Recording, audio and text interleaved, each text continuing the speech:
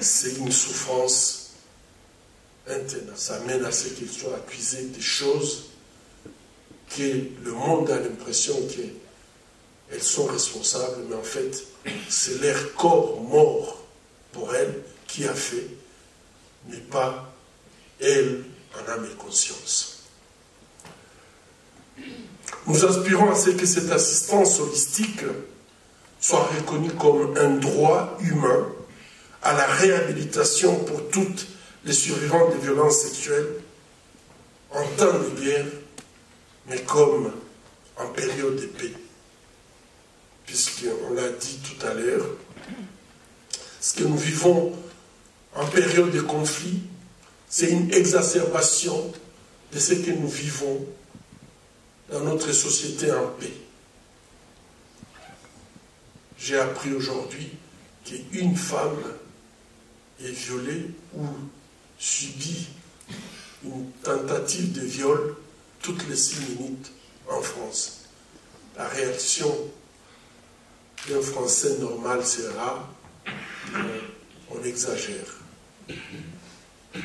Mais c'est ça la vérité. Puisque aussi une femme meurt tous les 3 jours.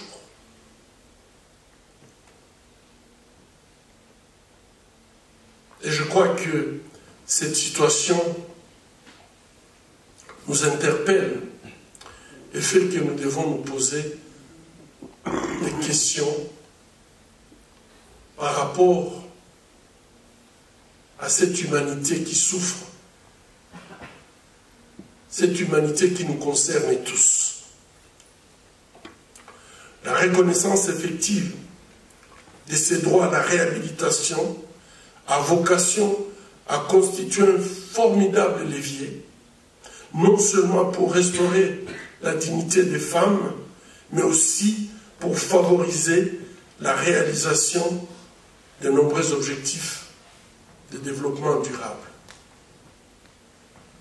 Je ne vais pas entrer dans les détails, mais en utilisant ces modèles, nous avons vu que des femmes, non seulement elles étaient capables de sortir de cette dissociation, de cette souffrance, mais qu'elles devenaient autonomes,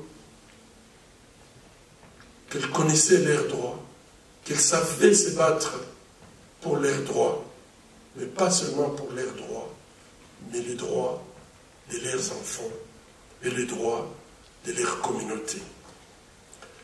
Ainsi, avec la Fondation Denis Mukwege, nous sommes engagés dans divers projets de coopération qui, grâce à des transferts de compétences acquises depuis plus de 20 ans, permettent tout simplement la duplication de ces modèles d'assistance holistique, par exemple en République centrafricaine, en Irak, Sinjar, et bientôt au Burundi et en Ukraine. Mesdames et messieurs, les survivantes ont non seulement droit à des soins holistiques de qualité, mais aussi elles ont droit à la justice, à la vérité, à des réparations et surtout, j'insiste, à des garanties de non-répétition. Combien de femmes m'ont posé la question avant de quitter l'hôpital, quand on les renvoie dans leur village, « Docteur, est-ce que vous me garantissez qu'on ne va pas encore me violer ?»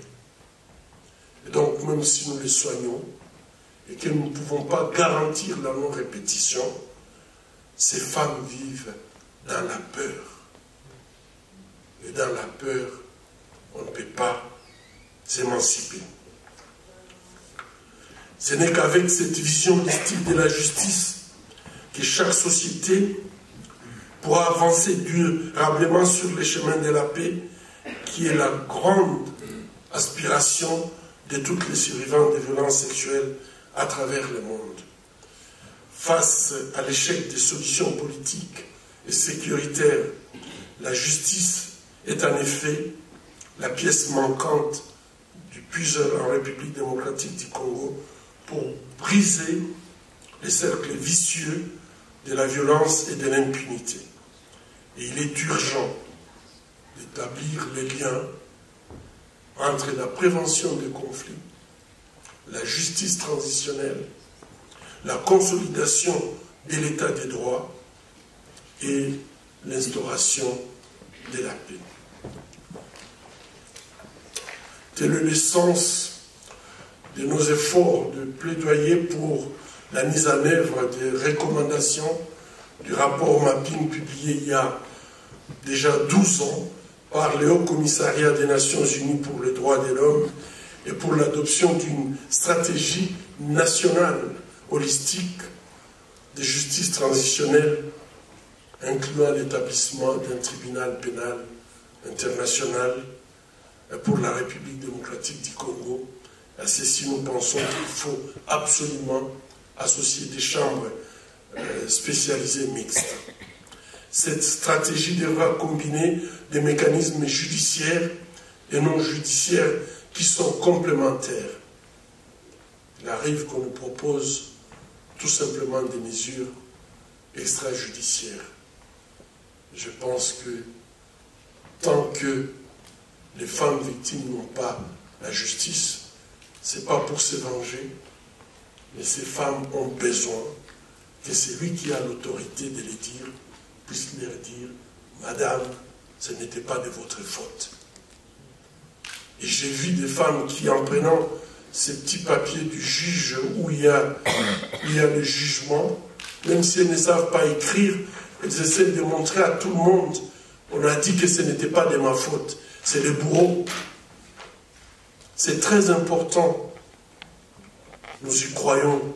Nous pensons que sans justice, on ne peut pas construire la paix. Les efforts de rendre justice par des enquêtes et des poursuites des auteurs et des commanditaires des crimes les plus graves, nous préconisons la mise en place des mécanismes de recherche de la vérité, des programmes de réparation et des garanties de non-répétition des atrocités, comme par exemple une profonde réforme du secteur de la sécurité et l'assainissement des agents de la fonction publique.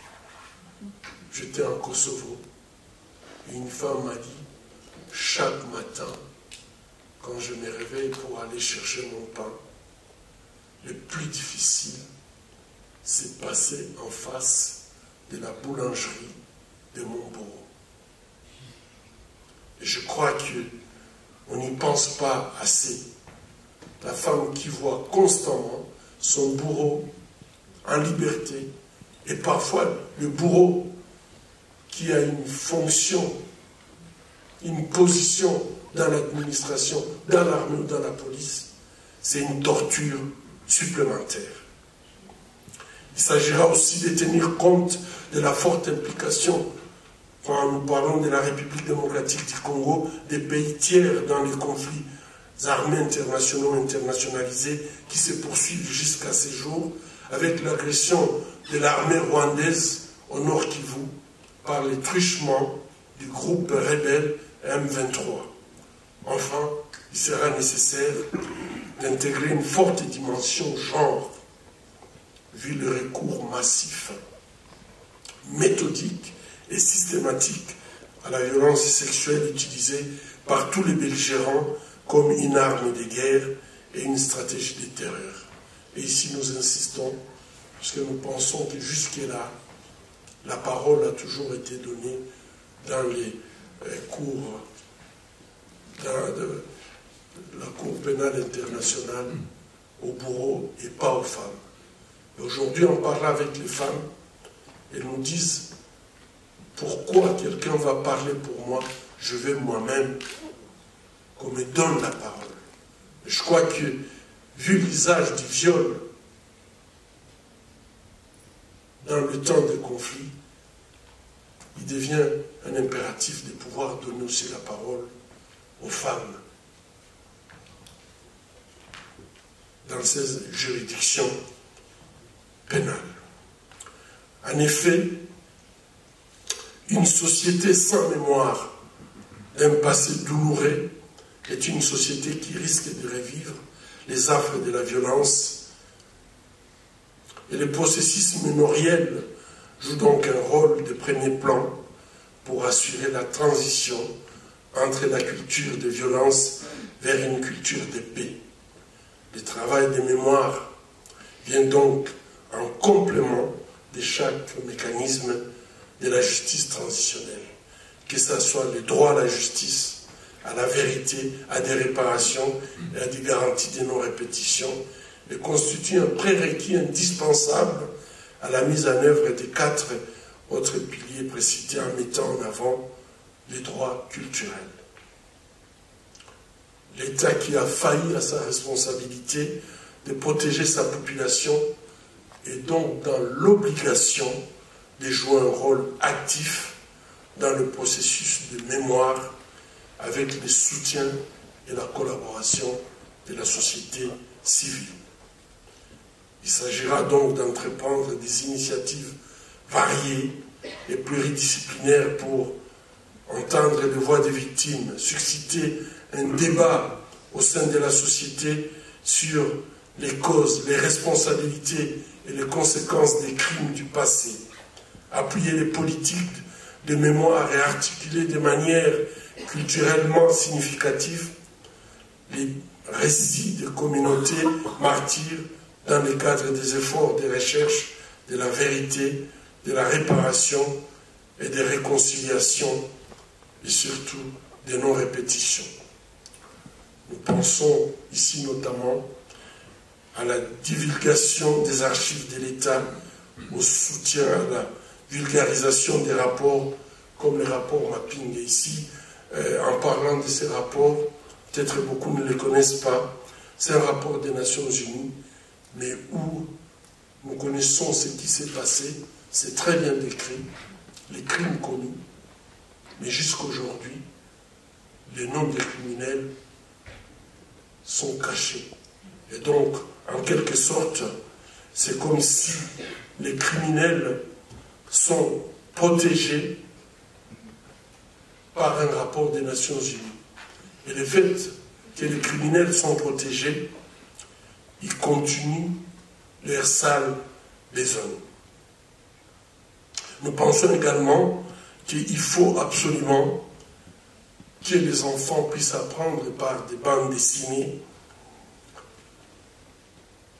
ou tout simplement faire des dessins animés, et ceci devrait être intégré dans le contenu des manuels scolaires. Nous soutenons également les projets d'édification des musées et des mémoriaux, la rebaptisation des places ou des lieux publics, ou encore l'institution des journées des mémoires dédiées aux souvenirs des victimes aux dates importantes. Mesdames et messieurs, les pratiques de commémorativité et d'expression artistique comme des pièces de théâtre ou la diffusion des documentaires comme celui récemment réalisé par Thierry Michel dans son film L'Empire du Silence, qui vraiment je vous recommande, qui retrace l'histoire des massacres commis en République démocratique du Congo depuis le milieu des années 90. Chacune de ces initiatives aura vocation à véhiculer une culture de droits humains, un appel clair à la non-répétition avec un message clé, plus jamais ça. Il faudrait que plus jamais ça soit effectif. Il s'agira aussi de stimuler la pensée critique et la discussion concernant la représentation du passé, tout en contrecarrant les discours de haine et les manipulations de l'histoire, ainsi que les tentatives de négationnisme ou de révisionnisme. Et c'est ici où je vais exprimer toute mon admiration à Madame la professeure Renée Dicasson pour son expertise, ses travaux de recherche et ses enseignements sur le processus de mémorialisation et de reconstruction des sociétés pour les victimes. Quand vous aviez discuté avec Tatiana ou les autres, vous aviez compris qu'ils ont besoin que les enfants ne subissent pas le même sort. Je crois qu'ils refusaient ça, ces sorts à leurs enfants. En quelque sorte, il faut que leurs enfants apprennent qu'est-ce qui s'est passé pour pouvoir dire plus jamais ça. Mesdames et messieurs, nous vous remercions pour les efforts que vous déployez pour faciliter, intégrer et transmettre cet indispensable travail de mémoire dans les sociétés en post-conflit. Et Rennes est en train de faire un travail merveilleux. Ainsi contribuer à aider les victimes, les survivantes et les communautés affectées par des crimes de masse à reprendre tout simplement les chemins d'une vie digne et une vie apaisée. Nous comptons sur votre expertise pour accompagner la nation congolaise à penser ses plaies, à gérer ses traumatismes et à intégrer la mémorialisation dans le cadre d'un processus holistique de justice transitionnelle qui nous permettra enfin de parachever la transition entre la dictature et la démocratie, et entre la guerre et la paix. Je vous remercie.